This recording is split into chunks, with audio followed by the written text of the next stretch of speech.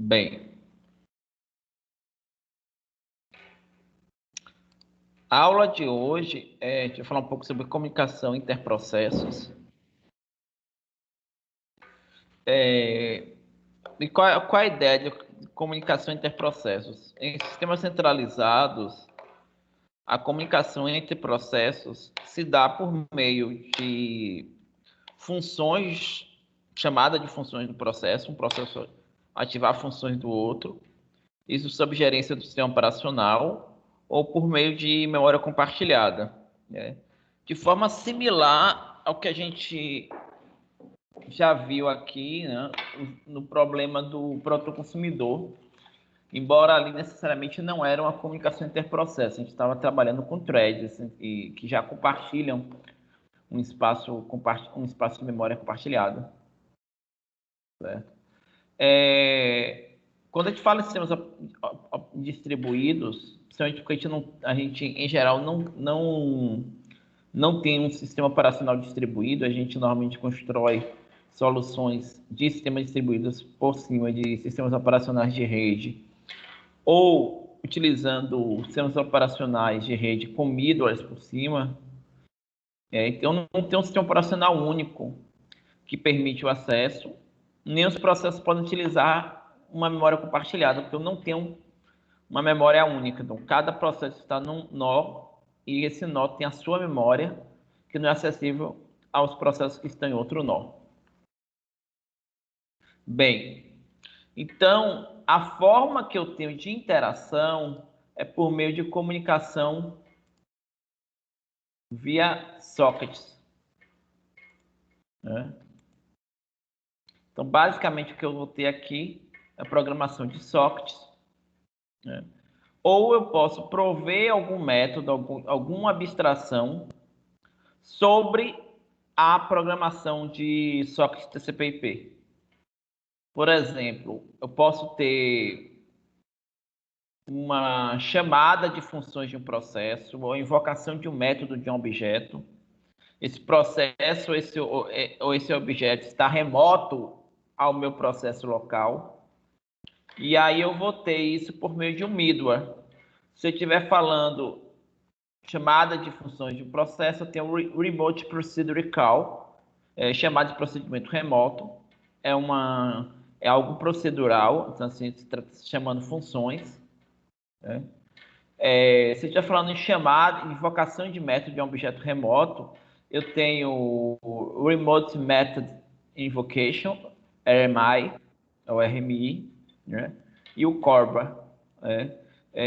O RMI, ele é uma solução de middleware para o ambiente Java, e o Corba é uma solução de middleware que ela é também orientada a objetos, mas ela é multiplataforma. Bem,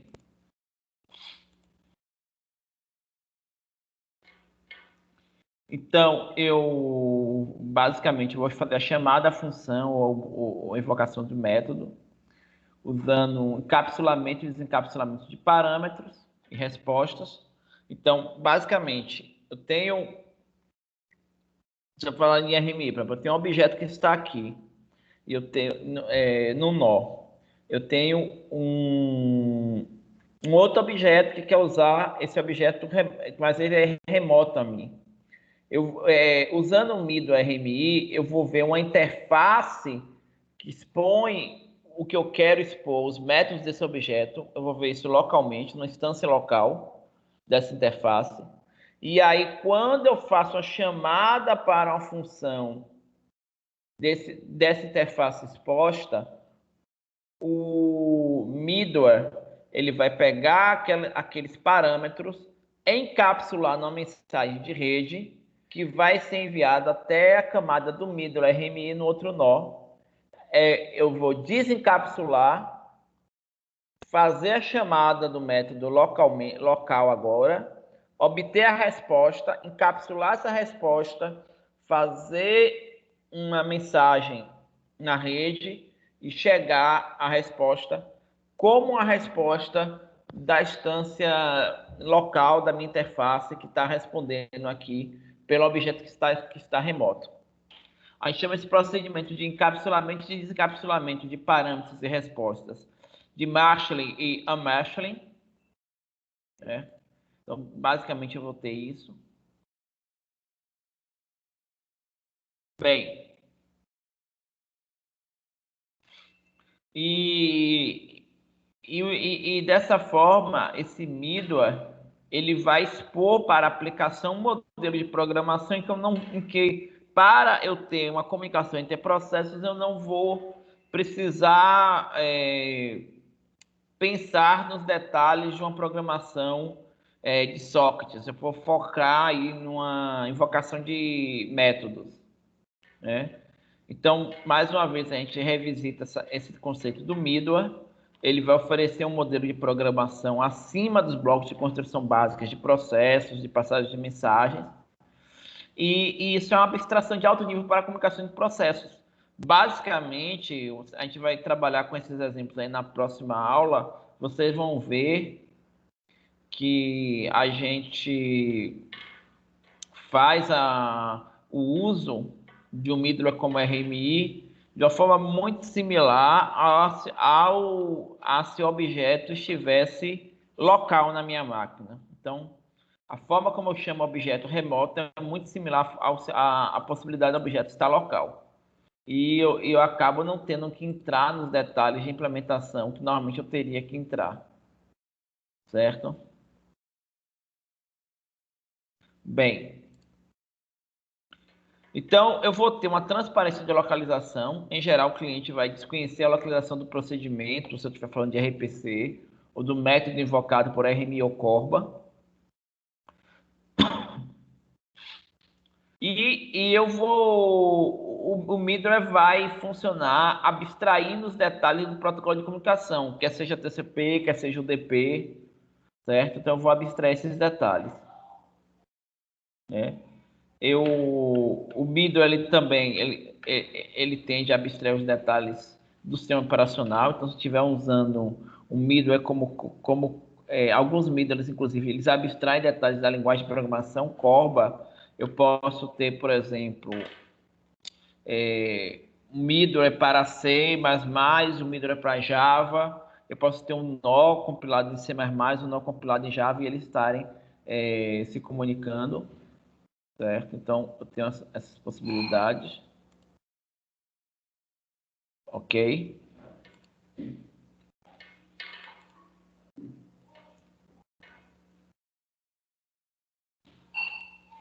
É...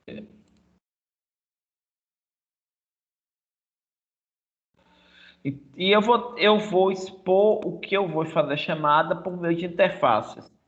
Então, a interface ela vai dizer quais são os procedimentos, quais são as variáveis que possam ser chamadas a partir de outros módulos. E se eu estiver falando aí de orientação a objetos, quais são os métodos que estão expostos.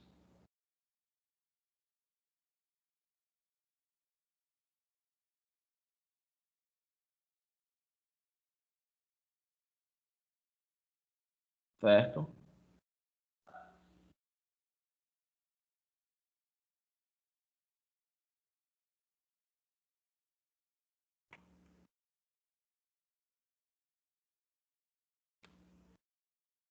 Bem, então, sistemas distribuídos não se pode acessar diretamente dados remotos. Então, eu não tenho como, se eu tiver um objeto e eu quiser acessar os parâmetros daquele, as propriedades daquele objeto que está remoto, eu não tenho como fazer isso. Eu tenho que fazer, obviamente que as boas práticas de programação orientada a objeto já me indicavam que eu não deveria fazer isso diretamente, né? Eu deveria acessar através de um método, mas eu não tenho essa possibilidade. Porque eu não compartilho memória, então eu teria que fazer. Então, os parâmetros eles também não podem ser passados por referência. Se tiver alguma coisa que é uma referência, eu normalmente eu faço uma cópia, mando a informação na chamada do método, na chamada do procedimento remoto. Se a chamada por referência ela alterar aquele valor, Aí no retorno eu sei que eu vou ter que pegar aquele valor alterado e alterar no local que eu fiz a chamada por referência. Então, o Mido ele vai ter que implementar essa funcionalidade, certo? Então, eu vou ter um serviço, ele vai oferecer uma interface, onde a interface remota vai especificar os métodos disponíveis para invocação remota de objeto. Então, imagine aqui, por exemplo, eu tenho uma IDL, uma definição de linguagem no Corba, né? Então, eu tenho aqui uma classe, uma estrutura de classe aqui de pessoa, certo? E pessoa, eu tenho aqui uma interface person list, que eu vou utilizar para acessar essa classe. Então, tem os métodos aqui, add person, onde eu adiciono uma pessoa, get person, onde eu obtenho dados de uma pessoa, número de pessoas que existem. E o que é que eu vou fazer? Eu vou expor essa classe, essa interface, que vai ser a forma de eu atuar em cima do objeto remoto. Bem, então eu faço a invocação remota. Então A faz invocação remota a B. B ele faz invocações locais a C, D e E. E E faz invocação remota a F. Né? O que eu vou invocar de B a partir de A deve ser por meio de uma interface que define exatamente quais são os métodos que serão acessíveis. Então, se eu tenho os métodos acessíveis M1, M2, M3, A vai chamar de B somente M1, M2, M3. Outros métodos, como M4, M5, M6, que não estão expostos, estão em B, mas não foram expostos, eu não vou ter esses métodos podendo chamar a partir de A. Eventualmente, se você faz a chamada de um método, esse método vai criar um objeto, esse objeto vai ser criado localmente aonde se localiza o,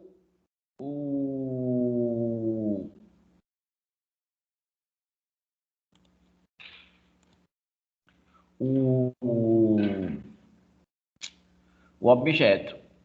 Certo? Então, isso vai ser criado localmente. Né? Então,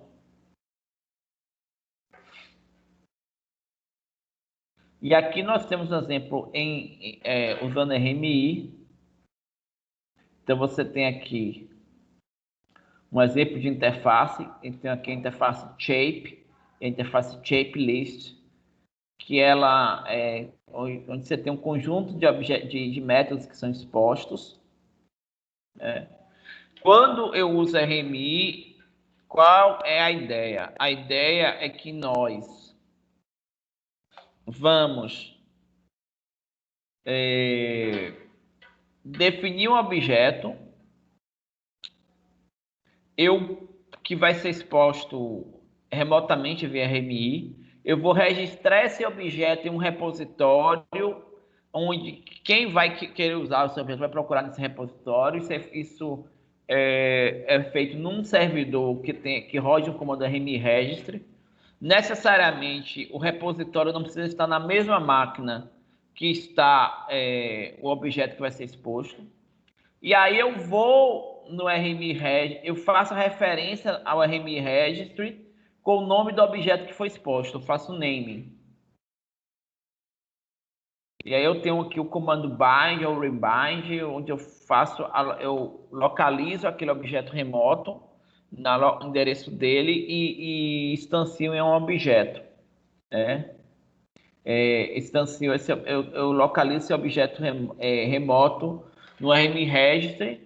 Eu posso procurar, um cliente vai procurar esse objeto com o método lookup, certo?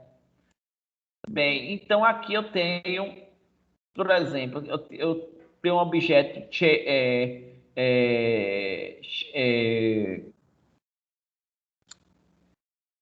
shapelist servant. Eu instancio ele aqui com a interface shapelist, onde eu digo quais são os métodos que eu vou expor.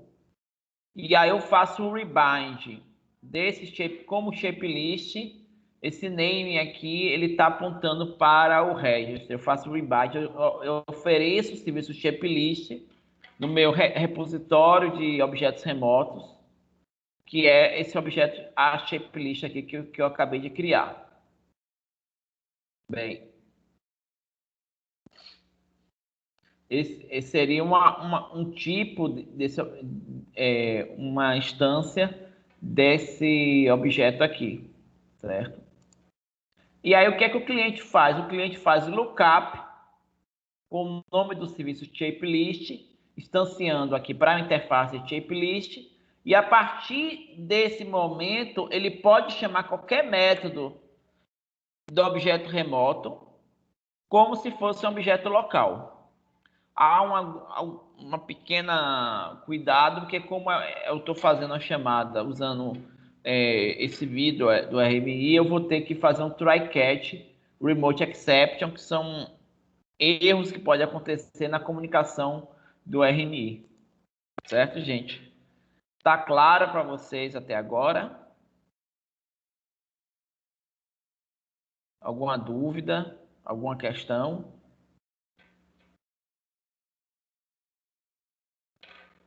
Vocês estão me ouvindo?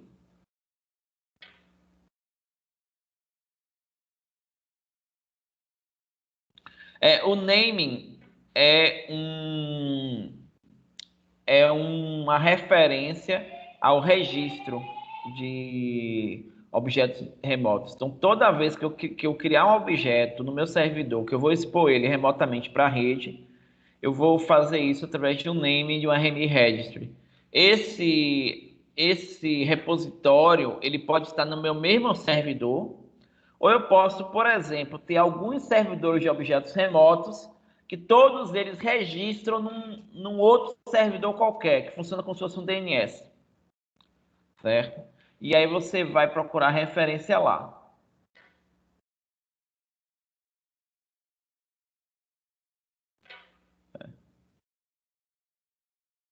Bem,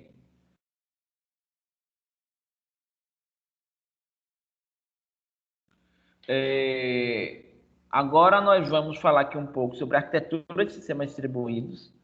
Na próxima aula nossa, que vai ser de hoje a 15, né? Porque semana que vem, quinta-feira, não tem previsão de aula, né? De acordo com o nosso calendário. A gente vai fazer alguma prática sobre comunicação interprocessos. É o que está no calendário, Caio. Eu acabei de conferir. Quinta-feira não tem previsão de aula. Quinta-feira santa, por assim dizer.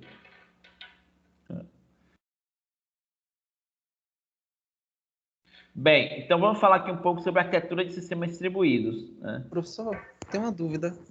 Você tinha passado atividade na última aula das threads, a questão do produtor consumidor. Você disse para colocar. Só que no registro de atividades aqui do Teams, pede um vídeo, colocar no repositório remoto, essas coisas. Assim, no Teams eu vou colocar as atividades que vocês têm que fazer todas numa lista das atividades, como se fosse um portfólio.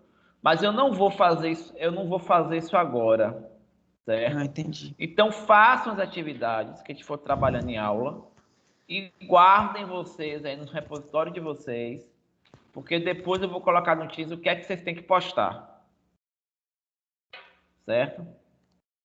Entendi.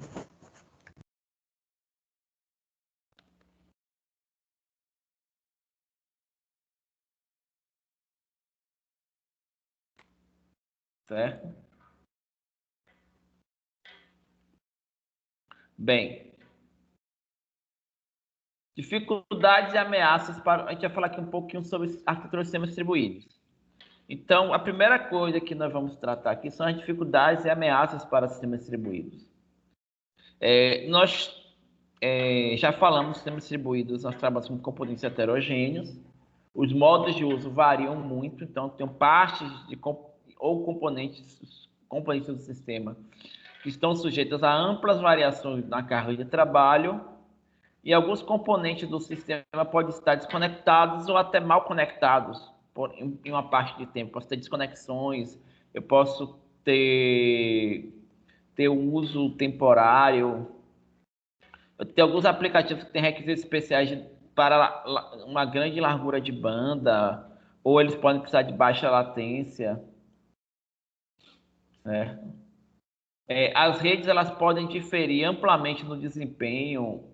Então, eu posso ter rede sem fio, que tem uma taxa de transmissão inferior à de redes cabeadas. Né? Então, por exemplo, para algumas atividades aqui eu preciso de redes cabeadas. Então, outras eu posso trabalhar com sem fio. Mas se eu estiver trabalhando no sistema distribuído, eu posso ter parte do meu sistema que está cabeado, parte que está sem fio, e eu tenho componentes que estão nessas partes distintas que interagem entre si. E aí eu tenho um descasamento nos delays, no tempo de resposta, uma série de outras coisas. E além disso, eu posso ter ordens de grandeza completamente diferentes. E quando eu falo de escala de sistema, eu posso estar falando aí de um sistema com dezenas de nós a um sistema com milhões de nós.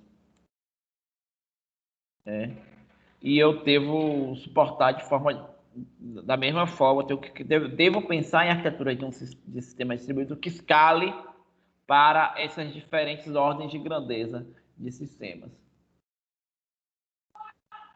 Certo? Então, eu tenho ainda outras questões, e tenho problemas internos, por exemplo, eu tenho nós que eles estão eu tenho processos que estão em nós distintos, e esses nós têm relógios distintos que podem não estar sincronizados. Eu posso ter atualizações conflitantes de dados, então eu posso estar um nó com dado atualizado, outro nó com dado desatualizado. Eu posso ter diferentes falhas, modos de falha de hardware e software. Então, posso ter componentes que falham por crash, que a gente vai falar que é falha por crash, componentes que foram comprometidos por um ataque malicioso. E aí eu tenho ataques à integridade, ao sigilo de dados, eu tenho possibilidade de negação de serviço. Então, basicamente, quando você fala em sistema distribuído, a gente pode ter virtualmente qualquer coisa acontecendo. Certo?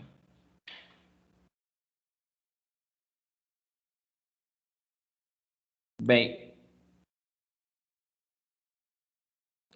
então, eu tenho uma arquitetura de sistema, tenho uma estrutura em termos de componentes especificados separadamente. A ideia de você pensar uma arquitetura é você construir uma forma de estruturar o sistema de modo que ele seja confiável, gerenciável, adaptável e rentável. O que eu quero dizer com um sistema rentável? Um sistema rentável é aquele em que o custo de manutenção e de operação desse sistema é menor do que o benefício que ele proporciona. Né?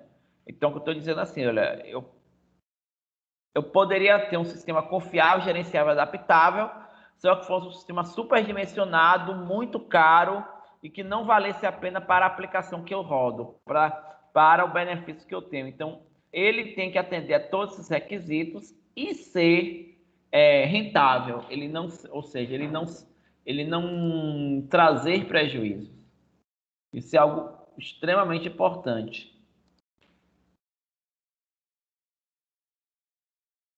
Certo?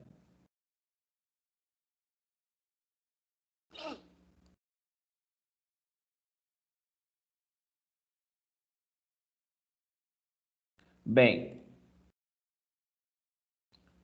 e aí você pensa como você vai distribuir as responsabilidades e a atribuição de componentes aos computadores.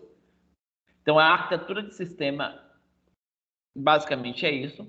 Nós temos modelos de arquitetura de sistemas, que são formas de fazer uma arquitetura, e que a gente pensa como é que se posiciona, como é que interrelaciona-se os componentes entre si. E o modelo vai abstrair detalhes de como é que necessariamente a arquitetura é feita. Vai ser uma abstração do arranjo de componentes. Nós temos, com algumas variações, nós temos dois grandes modelos. Um modelo a gente chama de cliente-servidor, onde tem processos clientes e processos servidores. Tem algumas variações nesse modelo que a gente saiu de falar sobre código móvel, adição e remoção de computadores, dispositivos móveis, de falar um pouquinho sobre isso também. E o modelo peer-to-peer, que é o modelo de computação em pares. Basicamente, no modelo cliente-servidor, você tem dois papéis definidos.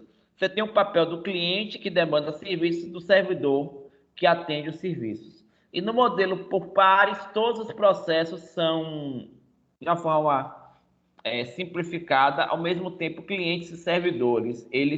Eu não tenho hierarquia, então eles atendem ou demandam serviços da mesma forma. Certo? Bem,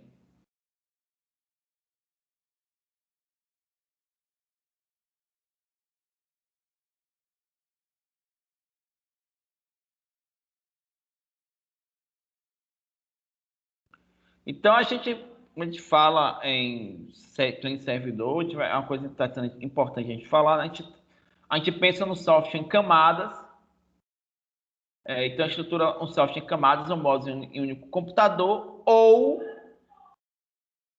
em termos de serviços oferecidos e solicitados, eu posso ter processo localizado no meu computador em computadores diferentes. Então, um servidor é um processo que aceita pedidos de outros processos, e eu posso ter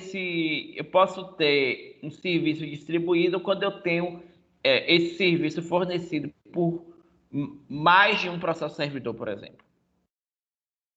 Né? E aí um conceito interessante para a gente falar é o conceito de plataforma. Então, sempre quando a gente programa, a gente programa para uma plataforma. O que é a plataforma? É o ambiente computacional de execução. Sistema operacional, bibliotecas básicas do sistema, hardware de computador, hardware da rede. Acima da plataforma, tipicamente a gente tem a aplicação diretamente ou a aplicação mediada por middlewares. Exatamente, Pedro. Torrent é um bom exemplo de peer-to-peer. Porque no torrent você faz um compartilhamento de arquivos e aí a gente abstrai se são com fins aí de pirataria ou não, mas todos os nós, eles tanto podem demandar quanto eles podem compartilhar uma parte de um arquivo, certo? Então, torrent é um bom exemplo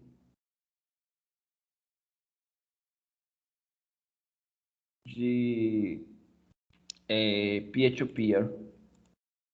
Bem, então a plataforma ela trata da camada de hardware e software de mais baixo nível até o sistema operacional. O middle ele vai estar em cima da plataforma, ele vai mascarar a heterogeneidade. Imagine que eu tenha no meu parque computacional uma máquina Unix rodando GNU-libc,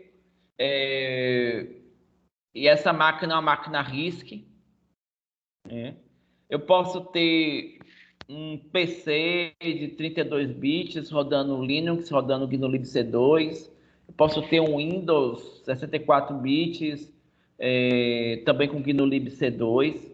E aí, de repente, eu posso estar com essas três máquinas aí, ter uma aplicação baseada em RPC, e eu ter o middle RPC em cima das máquinas, e todas elas estarem fazendo chamadas a um servidor RPC, que pode estar aí no ambiente Windows, e ele sabe extrair essa heterogeneidade. Então, o middle ele permite isso. Ele mascara a heterogeneidade e fornece um modelo de programação que é conveniente para o programador de aplicativo. Então, se eu estou programando aí usando chamadas RPC, eu vou basicamente fazer o uso do nome da função RPC, e o middle vai me localizar em que servidor essa função está e como é que eu vou fazer o marshalling e o marshalling que a gente falou, certo? Então, o middle ele vai estar operando aí um conjunto de processos, um grupo de computadores, e ele vai fornecer recursos computacionais de diferentes formas. No caso aqui, a gente falou aí como exemplo de um middleware de comunicação de processo, interprocessos, certo?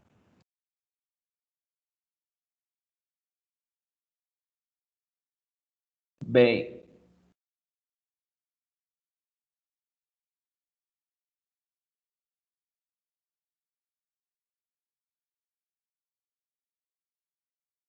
então eu tenho diferentes middlewares, a gente falou aí do RPC, mas eu tenho o Isis, eu tenho o Corba, RMI, Java, RMI Java, eu tenho serviços web, eu tenho DCOM, eu tenho RMI, ODP, eu tenho diferentes serviços. Se eu salvo engano, o RPC é um middleware de chamada de procedimentos remotas, ISIS é um middleware de comunicação em grupo, a gente vai falar um pouco de comunicação em grupo ainda nesse curso. Corba, RMI Java são middlewares de invocação de métodos remotos, então mas também DCOM é um middleware com a mesma ideia, né? Você tem objetos remotos distribuídos, né? Então, às vezes eu posso utilizar os middlewares e eu tenho um ganho com os modos de programação que os middlewares apresentam, e às vezes eu posso simplesmente fazer uma solução mais simples, mais eficiente e adequada do que usar um serviço de um middleware. Às vezes eu posso simplesmente usar a socket TCP, e o socket vai resolver o problema de uma forma tranquila. Bem, o cliente servidor, os processos clientes interagem com os processos servidores localizados tipicamente em computadores hospedeiros distintos e acessam os recursos compartilhados que estes gerenciam. Um processo servidor pode ser cliente de outros servidores. Então, servidores web são clientes de serviço DNS. Então, o cliente invoca métodos de um servidor que obtém resultado e o servidor retorna um resultado. Eventualmente, o servidor precisa se comunicar com outro servidor, e aí, no caso, esse servidor é um cliente do outro servidor e vai nos trazer resultados, né? Se eu falar aí no modelo peer-to-peer, todos os processos que estão envolvidos na tarefa realizam funções semelhantes. Os computadores oferecem acesso a dados e outros recursos que eles armazenam e gerenciam coletivamente.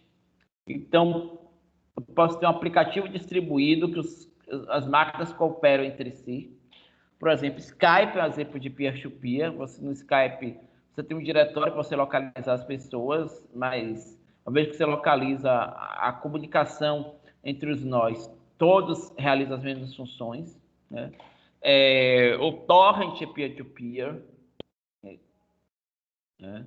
E a ideia básica do peer-to-peer é que eu não tenho um nó que demanda e outro nó que atende serviço. Eu tenho nós que demandam e atendem serviços ao mesmo tempo. Bem, e aí nós temos também a possibilidade de um cliente servidor de ter vários servidores. Por que eu teria vários servidores? Eu tenho um serviço implementado com vários processos servidores em diferentes computadores hospedeiros. A ideia de você ter isso é basicamente a ideia de você ter uma disponibilidade maior, uma tolerância a falhas maior, com replicação de dados, ou eventualmente você ter aí a ideia de ter particionamento de dados, ter os dados localizados em partes diferentes da rede. A web é um exemplo de particionamento de dados. Blockchain do Bitcoin também é um exemplo de peer-to-peer. A gente vai falar, se a gente der tempo, a gente vai falar propriamente de blockchain à parte, mais no final do curso. Certo? É um mundo à parte. Né? Clusters são arquiteturas que têm uma forte interação entre os servidores. Então, tem um conjunto de servidores fortemente integrados entre si. Eles normalmente formam um cluster. E quando eu acesso um serviço de vários servidores, o cliente acessa um desses servidores e os servidores, eles podem, por exemplo, estar trabalhando com replicação, eles atualizam entre si. Isso é uma coisa importante, por exemplo, se você pensar que você está acessando a sua conta no banco e aí você faz atualizações na sua conta, você saca dinheiro da conta, o que é que você esperaria de comportamento? Se eu tirar R$ 100 da minha conta por um e-mail, que acessou até um dos servidores do banco, e de repente eu vou na agência ou vou no caixa, vou no internet bank, e ele acessa um outro servidor, ele já teve que ter, que ver que aquele saldo já está com R$ 100 a menos, para que eu não possa sacar o dinheiro duas vezes. Então, é importante ter uma sincronização com relação ao estado do sistema. A gente vai falar um pouco sobre isso, né, de como é que a gente faz a sincronização do estado do sistema.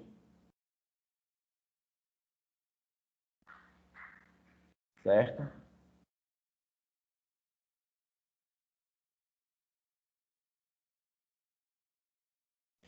Bem, eventualmente eu posso mediar o acesso aos servidores por meio de caches, de proxies. Um proxy é um servidor intermediário. Então, por exemplo, quando a gente tinha um acesso à internet com velocidades não muito interessantes, então, se eu tivesse, por exemplo, que numa grande empresa, em que eu tivesse 4, 5, 20 pessoas, por exemplo, acessando a mesma informação, aquilo ali fazia diferença no tráfego da empresa. Então, tipicamente, eu mediava o acesso à internet com um servidor proxy, e esse servidor proxy ele mantinha uma cache, onde objetos que foram acessados recentemente, se alguém tentasse acessar novamente, em vez dele ir para a internet, ele ia para a cache. É uma coisa, inclusive, que algumas plataformas de streaming hoje fazem, né? No modelo Information Centric Network, você tem grandes provedores de streaming como Netflix, que usam soluções de cache orientadas à multimídia, e aí, por exemplo, se sai uma nova temporada de uma série, no sentido, The Crown, e aí você vai ter várias pessoas que vão querer ver The Crown aqui no Brasil, e eventualmente ela faz um acordo com uma operadora tipo a Vivo, e ela deixa uma cache, um servidor com cache lá no data center da Vivo, para que todos os clientes da Vivo eles não precisem fazer a solicitação e ir até os Estados Unidos. Alguém, a primeiras pessoas que fizerem isso, eu trago o streaming, o vídeo para o servidor, o cache aqui no Brasil, e outros que forem acessar vão acessar na própria rede da Vivo sem ter que subir de novo o link para os Estados Unidos. Então, isso é uma solução bastante efetiva. Então, as caches elas podem ser mantidas nos clientes para fazer isso, ou em um servidor proxy compartilhado. Isso é uma solução que é muito feita hoje em dia nesses serviços de streaming, em um servidor compartilhado. Então, o acesso do cliente ao servidor, ele é mediado por servidor proxy, que aqui, como a gente falou, ele pode ter uma cache para dados que são bastante utilizados. Uma outra coisa importante para a gente falar sobre código móvel. Então, você pode ter o que chama de applets. Elas ficam armazenadas em servidores, e aí quando eu acesso um servidor que tem a applet ela é trazida para o meu cliente, e a execução ocorre no contexto local do meu cliente. É um código que não foi feito para ser executado no servidor, ele foi feito para ser executado no cliente, só que com um certo detalhe. Eu quero garantir que o cliente vai executar exatamente aquele código, e eventualmente, normalmente essa execução ela é mediada por o que a gente chama de uma sandbox. Então, tem um ambiente de execução da applet, que é separado do ambiente de execução local do meu computador. Eu executo localmente, mas eu tenho acesso restrito. Essa applet tem acesso restrito aos recursos locais do meu computador. Ela pode só ter acesso a coisas que eu permita. A gente usa essas soluções, por exemplo, de applet. Vocês usam isso, por exemplo, em sistemas de teclado virtual, internet bank, normalmente trabalha dessa forma. Sistemas de reuniões virtuais, videoconferência baseadas em web. Muitas vezes você vê assim, tem que permitir o acesso à câmera. Na verdade, você permite acesso à câmera a um software local, que é uma applet. E por ela rodar na sandbox, ela precisa ter acesso, o acesso a recursos locais dados explicitamente pelo usuário. Bem, então o cliente ele chama o código no server do web, o server do web manda o código applet, e aí o cliente executa a applet no seu contexto de execução, obviamente que isolada por meio de uma sandbox. Uma outra opção que a gente fala é o dos chamados agentes móveis, certo?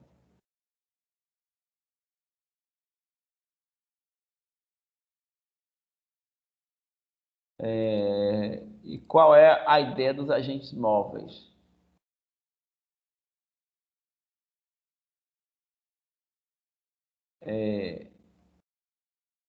A ideia é o seguinte: você tem um processo em execução, um programa de execução, um processo, que ele está executando em um nó, depois esse mesmo processo vai para um outro nó, vai para um outro, e você utiliza esse programa para fazer coleta de dados numa rede, fazer execuções locais em cada site de executado. E normalmente, quando eu falo de agentes móveis, a gente só vai permitir o acesso através de uso de algum certificado que garanta que aquele código é um código seguro e que, por meio daquele certificado, ele vai ter as permissões corretas de execução. Certo?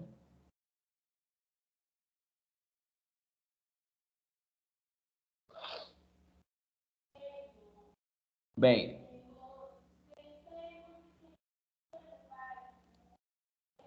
eu ainda posso falar em computadores em rede, de network computers, eu tenha um exemplo de um computador em que, quando você vai executar, ele carrega a aplicação da rede, ele carrega até o sistema operacional da rede para trazer a execução.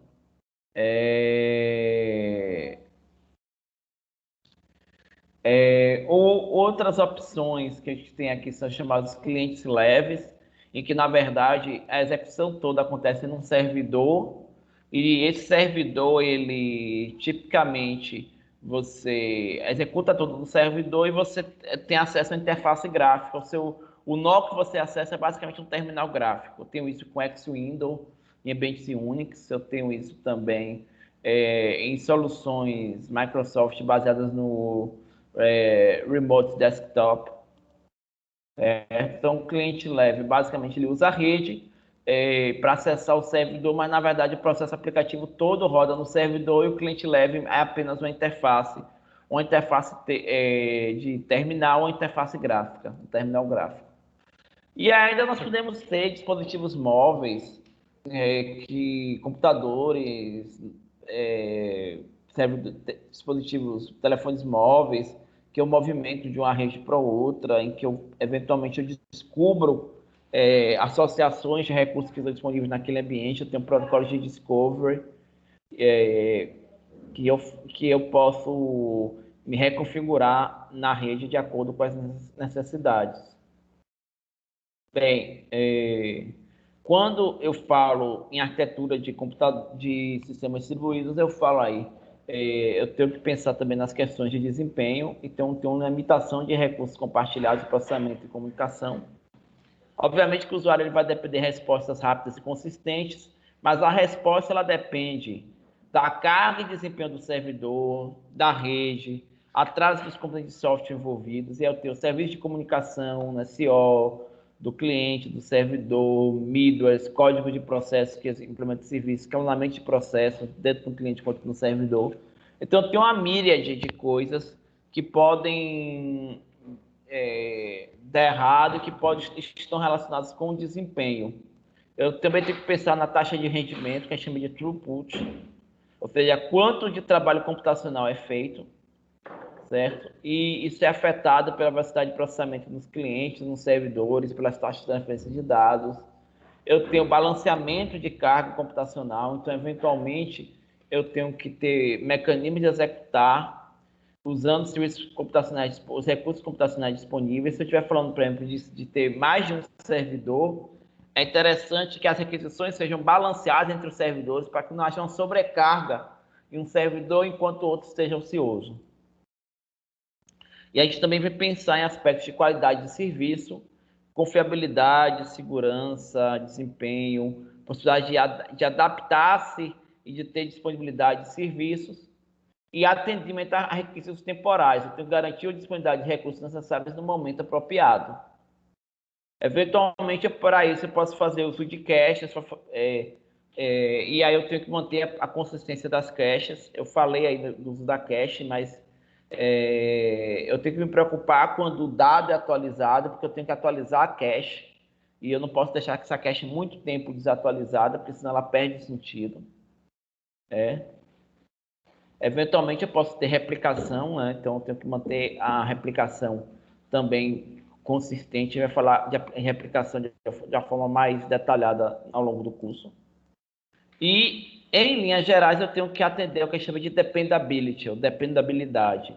Eu tenho que ter correção, confiança e confiabilidade, seria confiança no funcionamento do sistema, com mecanismos de tolerância a falhas, ou seja, as aplicações elas devem continuar funcionando na presença de falhas de hardware, de software, de comunicação, e eventualmente com redundância, e a redundância ela vai trazer dispêndio e complexidade na implementação das soluções e segurança. Certo, gente? Acho que por hoje a gente está de forma adequada. Na próxima aula, a gente vai falar sobre modelos de sistemas distribuídos. Ok? Vocês têm alguma dúvida, alguma questão?